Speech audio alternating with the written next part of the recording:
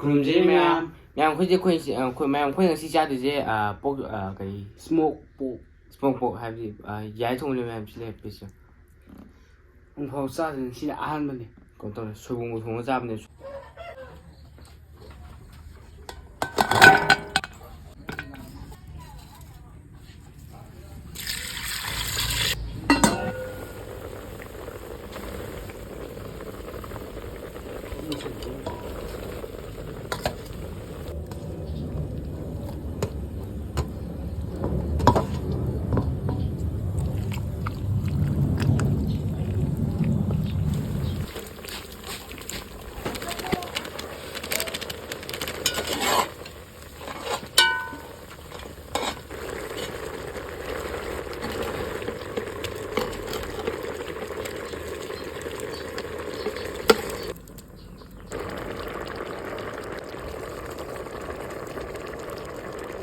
ꯁꯣꯏꯕꯨꯝꯅꯦ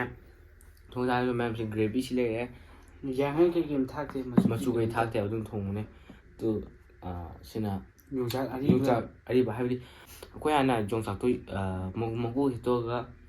ꯀꯪꯍꯜꯂ ꯊꯝꯕꯅꯦ ꯑꯗꯨꯒ ꯏꯔꯣꯟꯕꯅꯦ ꯃꯌꯥꯝ ꯁꯤ ꯂꯩꯔꯦ ꯑꯗꯨ ꯃꯌꯥꯝꯅ ꯑꯩꯈꯣꯏ ꯚꯤꯗꯤꯑꯣꯁꯤꯕꯨ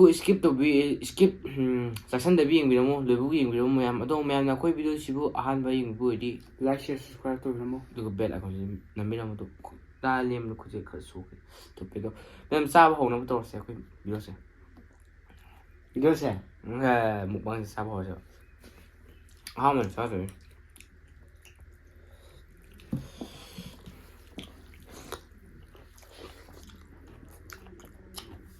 hầu mẹ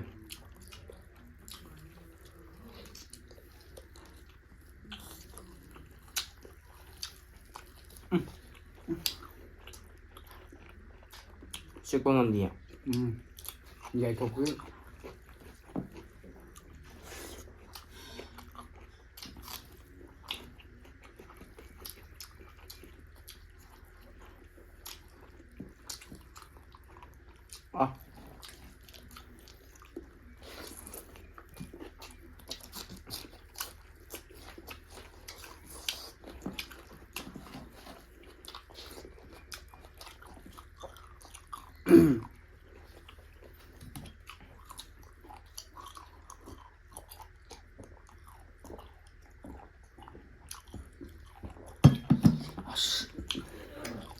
là quá cái gì à?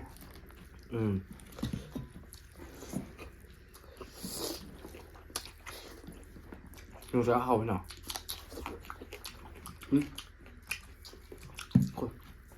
Nó sẽ hầu thì hầu.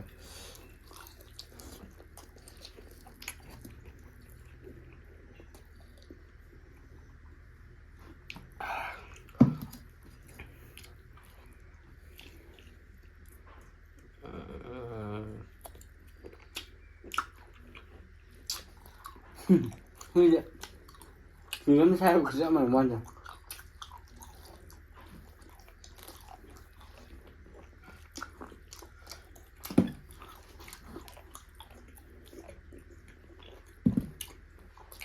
Ngam raya saya sedikit.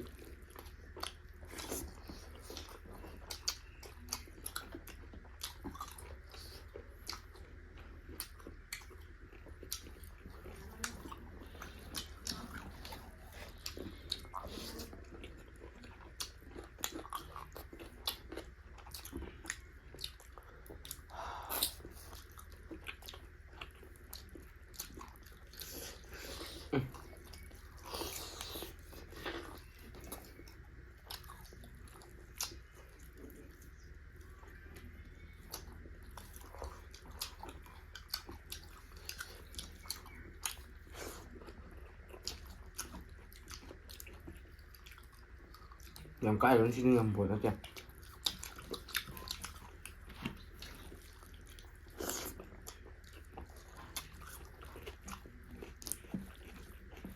Mà vô nữa.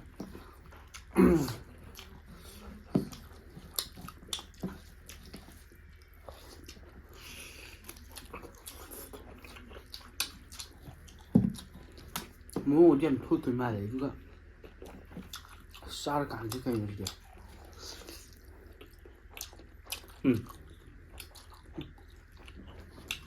ꯀꯩꯅꯣ ꯅꯠꯇ꯭ꯔꯥ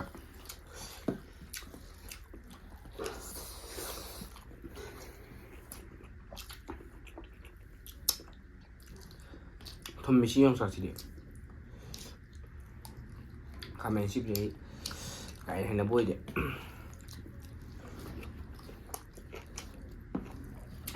ꯉꯝꯗ꯭ꯔꯦ ꯁꯤ ꯌꯥꯒ ꯇꯦꯛꯇꯣꯏ ꯃꯥꯜꯂꯤꯀꯣ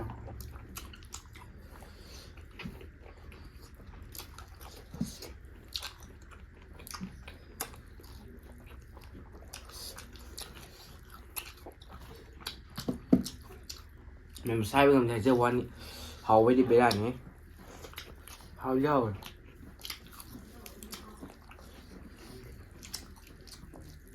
ꯌꯥꯝꯅ ꯊꯔꯣꯏ ꯊꯣꯡꯕ ꯃꯥꯜꯂꯦ ꯃꯥꯅꯤꯀꯣ ꯃꯆꯨꯁꯤꯔꯒ ꯎꯝ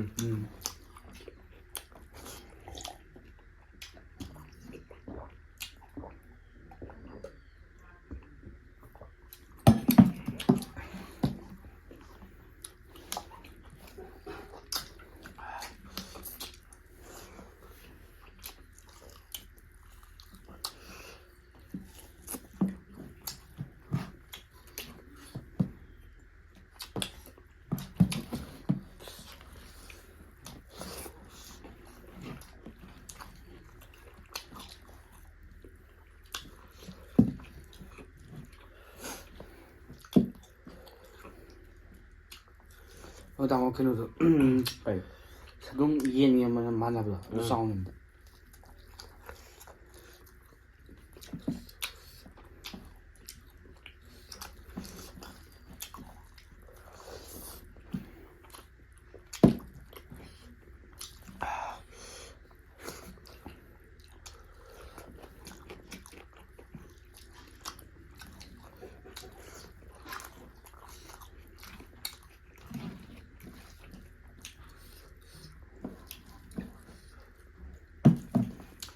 ꯑꯩꯈꯣꯏꯅ ꯌꯥꯏꯕꯗꯤ ꯍꯦꯟꯖꯤꯟꯈꯤꯕꯩ ꯁꯤꯁꯦ ꯁꯥꯁꯦ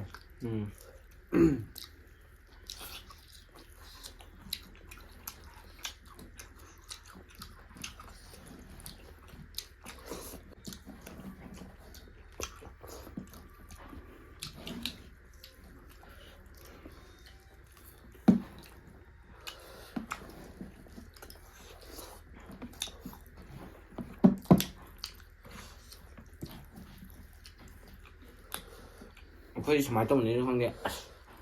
ꯃꯦꯝ ꯁꯥꯏꯕ ꯉꯝꯗꯦ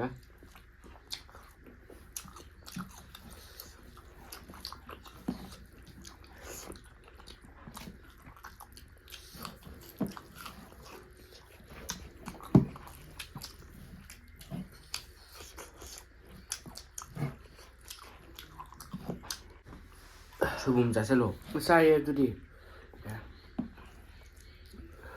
ꯀꯦꯞꯁꯨꯟꯁꯤ ꯁꯤꯗꯤ ꯁꯥꯏꯕ ꯉꯝꯗ꯭ꯔꯦ ꯁꯥꯏꯗ ꯑꯗꯨꯝ ꯊꯝꯈ꯭ꯔꯒꯦ ꯁꯥꯕ ꯌꯥꯗꯦ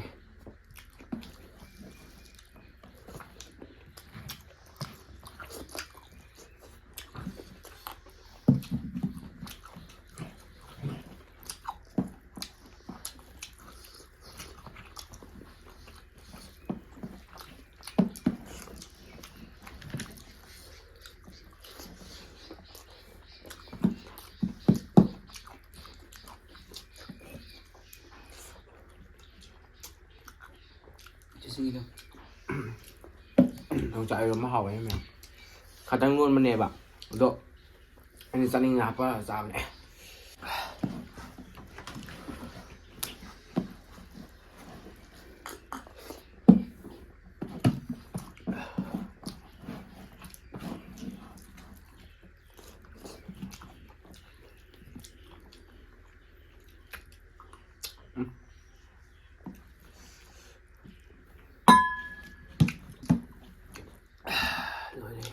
ꯑꯗꯣ ꯃꯌꯥꯝ ꯑꯩꯈꯣꯏ ꯍꯥꯎꯋꯦꯕ ꯉꯁꯤ ꯀꯔꯤ ꯌꯥꯏ ꯊꯣꯡꯕꯁꯤ ꯑꯗꯨ ꯁꯥꯏꯕ ꯉꯝꯗꯕ ꯋꯥꯅꯤ ꯍꯦꯟꯖꯥꯡ ꯃꯍꯤ ꯂꯣꯏ ꯍꯥꯎꯋꯦ ꯑꯗꯩ ꯌꯣꯡꯆꯥꯛ ꯏꯔꯣꯝꯕꯁꯨ ꯍꯥꯎꯋꯦ ꯈꯇꯪꯅꯤ ꯑꯗꯣ ꯌꯥꯔꯛꯇꯕ ꯂꯣꯏ ꯆꯪꯉꯦ ꯍꯧꯖꯤꯛ ꯕ꯭ꯔꯁ ꯇꯧꯕ ꯌꯥꯔꯣꯏ ꯍꯥꯏꯕꯗꯤ ꯃꯥꯒꯤ ꯃꯇꯨꯡꯗꯣ ꯌꯦꯟ ꯁꯤ ꯑꯗꯨꯝ ꯆꯪꯉꯤꯅꯦ ꯂꯣꯏ ꯆꯪꯉꯦꯕ ꯑꯗꯨꯝ ꯕ꯭ꯔꯁ ꯇꯧꯗ ꯌꯥꯔꯣꯏ ꯅꯠꯇ꯭ꯔꯗꯤ ꯃꯤ ꯃꯃꯥꯡꯗ ꯋꯥ ꯉꯥꯡꯕꯗ ꯑꯗꯨꯝ ꯎꯅꯤ ꯀꯦꯃꯦꯔꯥꯗꯤ ꯎꯔꯝꯗꯕ ꯃꯌꯥꯝ ꯑꯗꯣ ꯃꯌꯥꯝꯅ ꯑꯩꯈꯣꯏ ꯚꯤꯗꯤꯑꯣꯁꯤꯕꯨ ꯂꯣꯏꯕ ꯌꯦꯡꯉꯩꯗꯩ ꯑꯩꯈꯣꯏꯅ ꯏꯒ꯭ꯂꯣꯟ ꯊꯥꯒꯠꯆꯔꯤ ꯑꯗꯣ ꯍꯥꯎꯋꯦ ꯃꯌꯥꯝ ꯑꯗꯣ ꯃꯌꯥꯝꯅ ꯆꯥꯅꯤꯡꯕ ꯃꯊꯦꯜꯗꯣ ꯑꯗꯨꯝ ꯀꯃꯦꯟꯗ ꯏꯕꯤꯔꯝꯃꯣ ꯑꯩꯈꯣꯏ ꯑꯗꯨꯝ ꯆꯥꯖꯔꯛꯀꯦ ꯑꯗꯣ ꯃꯌꯥꯝꯅ ꯑꯩꯈꯣꯏꯅꯤꯒꯤ ꯁꯣꯏꯕ ꯂꯥꯟꯕ ꯑꯗꯨꯝ ꯀꯃꯦꯟꯗ ꯏꯕꯤꯔꯝꯃꯣ ꯑꯩꯈꯣꯏ ꯑꯗꯨꯝ ꯁꯦꯝꯗꯣꯛꯆꯔꯛꯀꯦ